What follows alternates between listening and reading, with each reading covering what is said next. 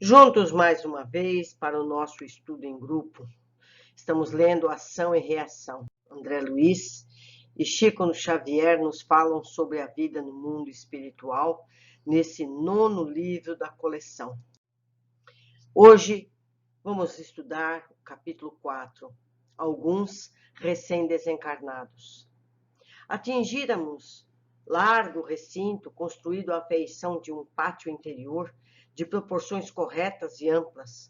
Tive a ideia de penetrar em enorme átrio, algo semelhante a certas estações ferroviárias terrestres, porque nas acomodações marginais, caprichosamente dispostas, se encontravam dezenas de entidades em franca expectativa. A dizer verdade, não vi sinais de alegria completa em rosto algum. Os grupos variados, alguns deles indiscreto entendimento, dividiam-se entre preocupação e a tristeza. De passagem, podíamos ouvir diálogos diferentes. Em círculo reduzido, registramos frases como estas: acreditas possa ela agora devotar-se à mudança justa? Dificilmente centralizou-se por muito tempo no descontrole da própria vida. Mais além, escutamos dos lábios de uma senhora que se dirigia a um rapaz de agoniado semblante: meu filho, guarde serenidade. Segundo informações do assistente Cláudio, seu pai não virá em condições de reconhecer-nos. Precisará muito tempo para retornar a si. Em trânsito, não assinalava senão alguns retalhos de conversações como esses. A certa altura, na praça em movimentação, Druso, generoso, confiou-nos aos cuidados de Silas, mencionando obrigações urgentes que lhe absorveriam a atenção. Encontrar-nos-íamos no dia seguinte, informou. A promessa gentil obrigou-me a considerar o aspecto do tempo. Pela sombra reinante, não poderíamos saber se era dia, se era noite. Por isso, o grande relógio ali existente, com um largo mostrador, abrangendo as 24 horas, funcionou aos meus olhos como uma bússola para o viajante, deixando-me perceber que estávamos em noite alta. Temos uma nota aqui. Reportamos-nos a regiões encravadas nos domínios do próprio globo terrestre, submetidas às mesmas leis que regulam o tempo. Então, eles estão mesmo na crosta, em situação paralela, em frequência diferente. Continuando. Sons de campanas invisíveis cortavam agora o ar, e assinalando-nos a curiosidade, Silas esclareceu que a caravana, comboio, penetraria no recinto em alguns minutos. Aproveitei os momentos para indagações que julguei necessárias. Que espécie de criaturas aguardávamos ali? Recém-desencarnados? Em que condições? Como se organizaria a caravana comboio? Vinha diariamente à instituição atendendo ao horário certo? O companheiro que se dispusera a assistir-nos informou que as entidades prestes a entrarem integravam uma equipe de 19 pessoas, acompanhadas por 10 servidores da casa, que lhes orientavam a excursão, tratando-se de recém-desencarnados em desequilíbrio mental, mas credores de imediata assistência, de vez que não se achavam em desesperação, nem se haviam comprometido de todo com as forças dominantes das trevas. Notificou ainda que a caravana se constituía de trabalhadores especializados, sob a chefia de um atendente, em que viajavam com simplicidade e sem carros de estilo, apenas conduzindo o material indispensável à locomoção do pesado ambiente das sombras, auxiliados por alguns cães inteligentes e prestimosos. Mais uma vez vemos cães ajudando nessa atividade. A mansão contava com 2 grupos dessa natureza. Diariamente, um deles atingia aquele domicílio de reajuste, revezando-se no piedoso mistério socorrista. Entretanto, aclarou, não possuíam um horário certo para a chegada, de vez que a peregrinação pelos domínios das trevas obedecia comumente a fatores circunstanciais. Mal terminara o interlocutor e a expedição penetrava um enorme átrio, os cooperadores responsáveis estavam aparentemente calmos, evidenciando alguns, entretanto, no olhar, funda preocupação. Os recolhidos, no entanto, exceção de 5, que vinham de Maca, desmemoriados e dormentes, revelavam perturbações manifestas que, em alguns, se expressavam por loucura desagradável, se bem que pacífica, enquanto os enfermeiros se desvelavam em ajudá-los, carinhosos e atentos, e os cães se deixavam extenuados. Aqueles seres recém-chegados falavam e reclamavam, demonstrando absoluta ausência mental da realidade e provocando piedade e constrangimento. Silas convidou-nos à movimentação. Efetivamente, cabia-nos algo fazer na cooperação. O chefe da caravana aproximou-se de nós e o assistente nos apresentou num gesto amigo. Era o atendente Macedo, valoroso condutor de tarefas socorristas. Afeiçoados e parentes dos recém-vindos cercavam-nos, agora com expressões de alegria e sofrimento. Algumas senhoras que vira antes, em ansiosa expectativa, derramavam lágrimas discretas. Notei que as criaturas recém-desligadas do corpo denso, conturbadas, qual se achavam, traziam consigo todos os sinais das moléstias que lhes haviam imposto a desencarnação. Ligeiro exame clínico poderia, sem dúvida, favorecer a leitura da diagnose individual. Dama simpática, abeirava-se de uma jovem senhora que vinha amparada pela ternura de uma das enfermeiras da instituição. E, abraçando-a, chorava sem palavras. A moça, recém-liberta, recebia-lhe os carinhos, rogando comovente: "Não me deixem morrer, não me deixem morrer", mostrando-se enclausurada na lembrança dos momentos derradeiros no corpo terrestre. De olhos torturados e lacrimosos, avançou para Silas, exclamando: "Padre, padre, deixa cair sobre mim a bênção da extrema-unção. Contudo, afasta de minha alma a foice da morte. Tentei apagar minha falta na fonte da caridade para com os desprotegidos da sorte, mas a ingratidão, praticada com minha mãe, fala muito alto em minha consciência infeliz.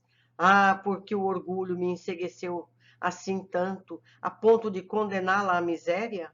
Por que não possuí eu, há 20 anos, a compreensão que tenho agora? Pobrezinha, meu padre, lembra-se dela? Era uma atriz humilde que me criou com imensa doçura, concentrou em mim a existência da ribalta festiva, desceu a rude labor doméstico para conquistar nosso pão. Tinha a sociedade contra ela, e meu pai, sem ânimo de lutar pela felicidade de todas nós, deixou-a arrastar-se na extrema pobreza, acovardando e infiel os compromissos de livremente assumira. A infortunada criatura fez ligeiro interregno, misturando as próprias lágrimas com as da nobre matrona que a aconchegava de encontro ao peito, e de mente aprisionada à confissão que fizera em extremis, continuou qual se tivesse o sacerdote ao pé de si: "Padre, perdoe-me em nome de Jesus. Entretanto, quando me vi jovem e senhora do vultoso dote que meu pai me conferira, envergonhei-me do anjo maternal que sobre os meus dias estendera as brancas asas e, aliando-me ao homem vaidoso que desposei, expulsei-a de nossa casa. Oh, ainda sinto o frio daquela terrível noite de adeus. Atirei-lhe ao rosto frases cruéis para justificar minha vileza de coração. Caluniei-a sem piedade. Pretendo elevar-me no conceito do homem que desposara, menti que ela não era minha mãe. Apontei-a como ladra comum que me roubara ao nascer. Lembro-me do olhar de dor e compaixão que me lançou ao despedir-se. Não se queixou, nem reagiu, apenas contemplou-me tristemente, com os olhos túrgidos de chorar. Nessa altura, a dama que a sustentava afagou-lhe os cabelos com desalinho e buscou reconfortá-la. Não se excite, descanse, descanse. Ah, que voz é essa? Bradou a moça desvairada. De angústia? Bradou a moça desvairar-se de angústia e, tateando as mãos afetuosas que lhe acariciavam as faces, exclamou sem vê-las: "Oh, padre, dir-se-ia que ela se encontra aqui, junto de mim. E voltando para o alto, os olhos apagados, lhe súplice, rogava em pranto: ó Deus, não me deixeis encontrá-la sem que pague os meus débitos. Senhor, compadecei-vos de mim, pecadora, que vos ofendi, humilhando e ferindo a amorosa mãe que me destes. Com o auxílio de 2 enfermeiras, porém, a simpática senhora que a acalentava situou-a em leito portátil e fê-la emudecer à força de inexequível ternura. Percebendo minha emotividade, Silas, depois de amparar o serviço de acomodação da doente, explicou: a dama generosa que a recolheu nos braços é a genitora que veio ao encontro da filha. Que nos disse? Exclamou Hilário assombrado. Sim, acompanhá-la-á carinhosamente, sem identificar-se, para que a pobre desencarnada não sofra abalos prejudiciais. O traumatismo perispirítico vale por muito tempo de desequilíbrio e aflição. E por que motivo teria a doente decidido confessar-se dessa maneira? Perguntou meu colega intrigado. É fenômeno comum, elucidou o assistente. As faculdades mentais de nossa irmã sofredora estagnaram-se no remorso, em razão do delito máximo de sua existência última. E desde que foi mais intensamente tocada pelas reflexões da morte, entregou-se de modo total a semelhantes reminiscências. Por haver cultivado a fé católica romana, imagina-se ainda diante do sacerdote, acusando-se pela falta que lhe imaculou a vida. O espetáculo ferira-me fundo. A rudeza do quadro que a verdade me oferecia obrigava-me a dolorida meditação. Não havia então males ocultos na terra. Todos os crimes e todas as falhas da criatura humana se revelariam algum dia em algum lugar. Silas entendeu a amargura de minhas reflexões e veio em meu socorro observando. Sim, meu amigo, você repara com acerto. A criação de Deus é gloriosa luz. Qualquer sombra de nossa consciência já é impressa em nossa vida, até que a mácula seja lavada por nós mesmos, com o suor do trabalho ou com o pranto da expiação. E ante os apelos agoniados e afetivos nos reencontros a se processarem ali sob nossos olhos, em que filhos e pais, esposos e amigos se reaproximam uns dos outros, o assistente acrescentou: geralmente a essas plagas de inquietação profundam, apontam aqueles que em si mesmo cavaram mais fundo sulcos infernais e que se cristalizaram em imperiosas ilusões, mas a bondade infinita do Senhor permite que as vítimas edificadas no entendimento e no perdão se transformem, felizes e abnegados, sirineus dos antigos verdugos. Como é fácil verificar, o incomensurável amor de nosso Pai Celeste cobre não só os territórios glorificados do paraíso, mas também as províncias atormentadas do inferno que criamos. Pobre mulher, prorrompeu em choro convulso, junto de nós, cortando a palavra de nosso amigo. De punhos cerrados, reclamava infeliz. Quem me libertará de Satã? Quem me livrará do poder das trevas? Santos anjos, socorrei-me, socorrei-me contra o terrível Belfegor. Silas convocou-nos o amparo magnético imediato. Enfermeiros presentes acorreram solícitos, impedindo o agravamento da crise. Maldito, maldito, repetia a demente, persignando-se, invocando o socorro divino através da oração. Procurei anular-lhe os movimentos desordenados, adormecendo-a pouco a pouco. Acerenando o ambiente, convidou-nos Silas a sondar-lhe a mente conturbada, agora sobre o império de profunda hipnose. Busquei pesquisar a desarmonia em rápido processo de análise mental. E verifiquei, espantado, que a pobre amiga era portadora de pensamentos horripilantes. Como que se ali enraizar no cérebro, via escapar-lhe no campo íntimo a figura animalesca de um homem agigantado, de longa cauda, com a fisionomia de um caprino degenerado, exibindo pés em forma de garras e ostentando 2 chifres, sentado numa cadeira tosca, qual se viesse em perfeita simbiose com a infortunada criatura em mútua humanização. Ou seja, é a mente dela que está criando essa imagem, porque ela acha por merecer. Impressionante. Diante da minha pergunta silenciosa, o assistente informou: é um clichê mental criado e nutrido por ela mesma. As ideias macabras da magia aviltante, quais sejam da bruxaria, do demonismo, que as igrejas denominadas cristãs propagam, a pretexto de combatê-los, mantendo crendices e superstições ao preço de conjurações e exorcismos, geram imagens como essa, a se difundirem nos cérebros fracos e desprevenidos, estabelecendo epidemias de pavor alucinatório.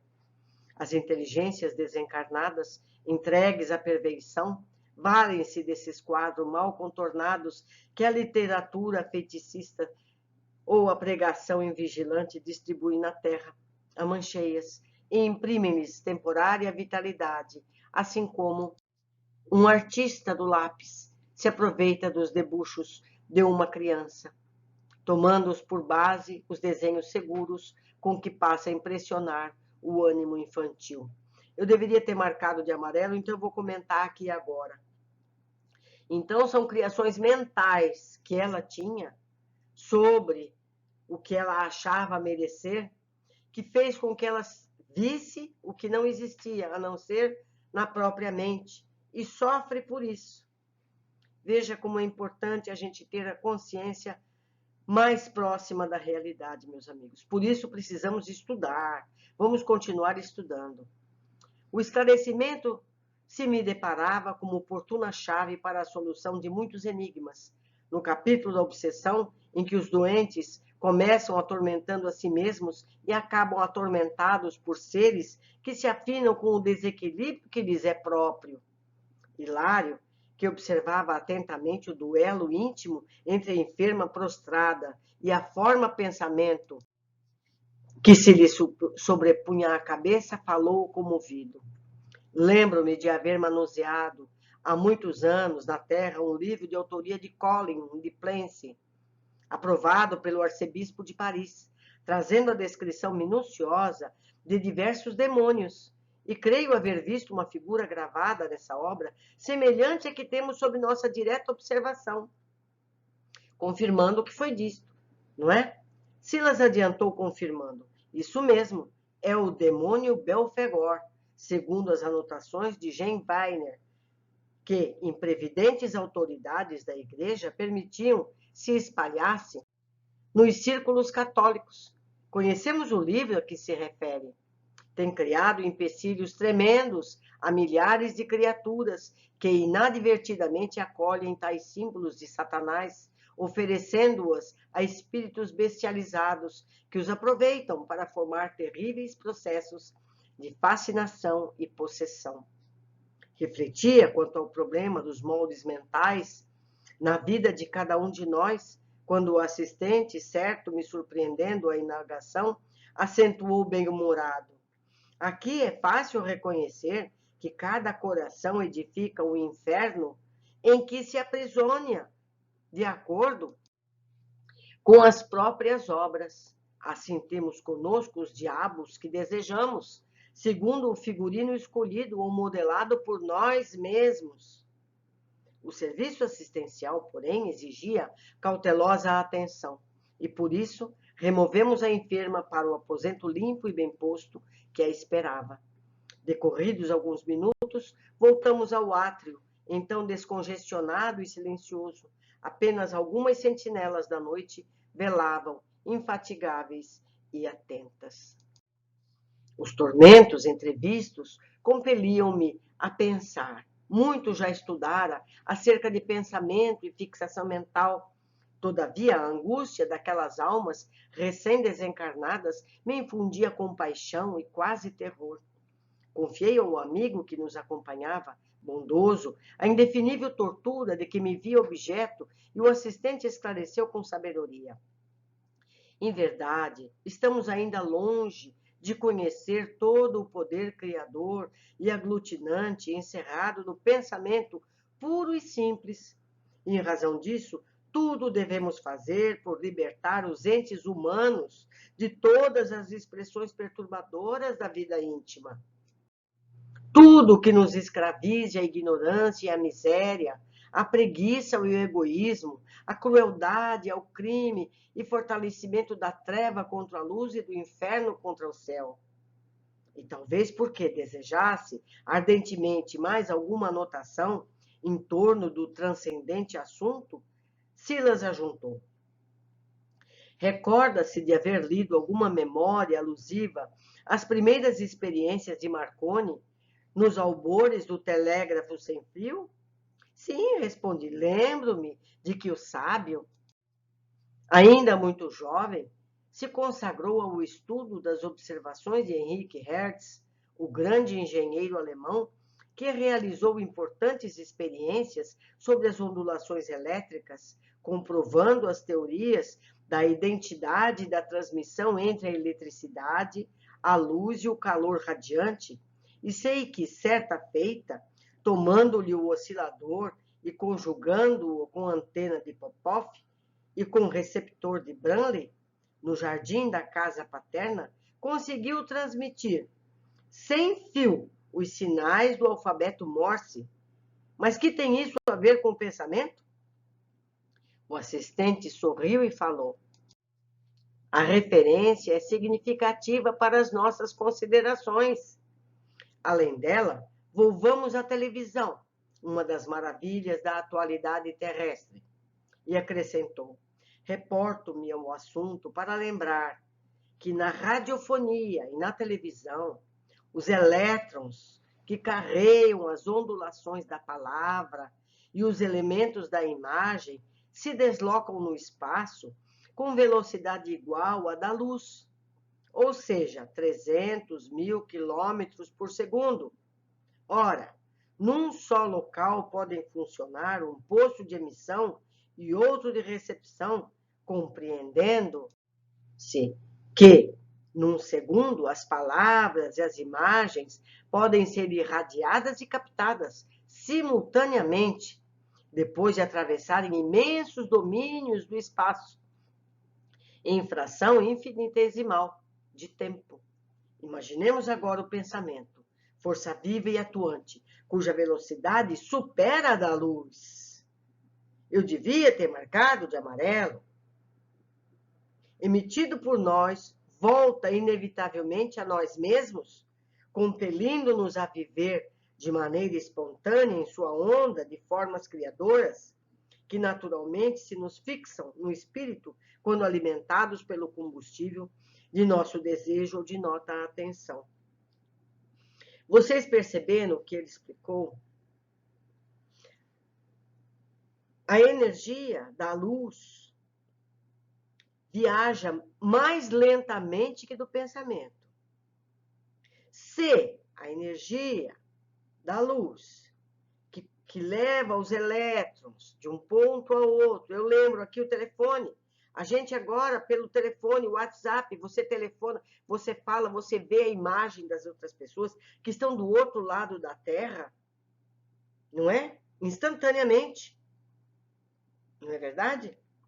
Então, a velocidade do pensamento é maior que a da luz. E nós temos em nós o transmissor e o receptor, em nós mesmos. Então, à medida que nós emitimos um pensamento, negativo ou positivo, nós recebemos esse pensamento imediatamente, instantaneamente. Então, nós criamos e absorvemos todas as ideias. Vamos continuar a leitura. Daí a necessidade imperiosa de nos situarmos nos ideais mais nobres e nos propósitos mais puros da vida, porque energias atraem energias da mesma natureza. E quando estacionários na viciação ou na sombra, as forças mentais que exteriorizamos retornam ao nosso espírito, reanimadas, intensificadas pelos elementos que com elas se harmonizam, engrossando dessa forma as grades da prisão em que nos detemos irrefletidamente, convertendo-se-nos a alma num mundo fechado, em que as vozes e os quadros de nossos próprios pensamentos, acrescidos pelas sugestões daqueles que se ajustam ao nosso modo de ser, nos impõem reiteradas alucinações, anulando-nos de modo temporário aos sentidos sutis. Percebemos o que foi ensinado aqui? Então, os pensamentos que a gente emite, nessa velocidade acima da luz, ela atrai pensamentos similares e volta a nós mesmos carregado de todas essas energias. Então, vocês veem aqui o poder da prece, por exemplo, o poder dos bons pensamentos, não é? Então, isso vem nos responsabilizar mais e mais cada dia, no bem pensar, nos propósitos positivos. Quando um pensamento equivocado vem, a gente deve expulsar o quanto antes. Difícil? É difícil, claro que é difícil. Mas tudo é treino, agora nós já sabemos disso. E sabendo disso, passa a ser mais fácil, não é mesmo? Vamos continuar. E depois de ligeira pausa, concluiu: eis porque, efetuada a supressão do corpo somático, depois que morre, no fenômeno vulgar da morte, a criatura desencarnada, movimentando-se num veículo mais plástico e influenciável, que é o perispírito, pode permanecer longo tempo sob o cativeiro de suas criações menos construtivas, detendo-se em largas faixas de sofrimento e ilusão com aqueles que lhe vivem os mesmos enganos e pesadelos. Não é verdade? Eu recomendo aqui a leitura do livro Memórias de um Suicida, em que o Camilo Castelo Branco conta isso. Ele, depois de morto, revia o seu próprio suicídio e revia também o suicídio de todos aqueles que estavam à volta dele. Bem isso que acabamos de ler. Está disponível na internet. Continuando. A explicação não podia ser mais clara. Calamo-nos, Hilário e eu, dominados por igual sentimento de respeito e reflexão. Silas percebeu-nos a atitude interior e generosamente convidou-nos ao descanso, em que por algumas horas conseguimos repousar e pensar em tudo isso. Precioso capítulo, não é verdade? Precisamos ler e reler, meditar em cada parágrafo. Conto com vocês nessa tarefa, mas vamos às observações. Já em nosso lar, as obras seguintes, vimos animais servindo de apoio, cães e cavalos. Aqui nesse livro, os cães se deitavam extenuados pelo trabalho de resgate deles todos. Também aqui, os animais têm funções de trabalho. Quer dizer, os animais, eles evoluem mais rapidamente quando na companhia dos humanos, encarnados e desencarnados, não é verdade? Continuando, interessante chegarem ao posto de socorro parentes dos que já lá estavam. Afeiçoados, parentes dos recém-vindos cercavam-nos. Não ficou claro se esses espíritos familiares estavam habitando esse posto ou se foram até ali para receber os seus parentes que chegariam. Não é? Nós não percebemos isso, mas parece que sim. Porque sabe que vai desencarnar, porque está acompanhando, tem afeto, vai ali buscar e acompanha como a gente acompanha um familiar nosso que está num hospital, não é verdade? Aqui está meu contato, meu e-mail. Eu espero ansiosa pelos comentários de vocês sobre esse capítulo, para que possamos discutir mais esses detalhes. Um abraço e até breve no nosso próximo estudo em grupo.